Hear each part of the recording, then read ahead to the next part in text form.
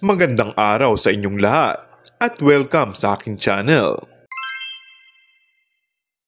Marami ang nag-react sa chikang ginagamit umano ng aktor na si Paolo Avellino, ang aktres na si Kim Chiu.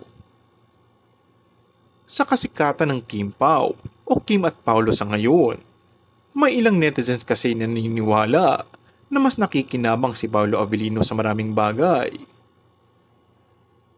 Sa kanilang dalawa daw kasi ni Kim Chiu, ang aktres ang higit na laging nasa limelight, maganda ang exposure, may solid following, at sagana sa mga endorsements.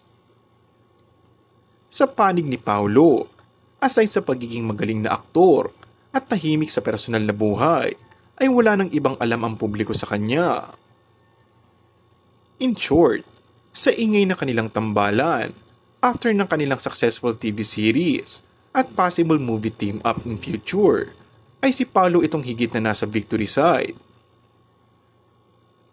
Ayon nga sa mga advertising world, tumaas bigla ang marketability ng aktor after nitong maling kay Kim, at patunay nga dito ang napakarami umanong inquiries para i-endorse ang mga products at services ng mga ito.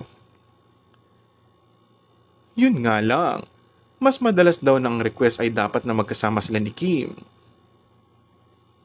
Meaning kung wala ang Kim, wala si Paolo. Kaya't Paolo has really need to play his cards.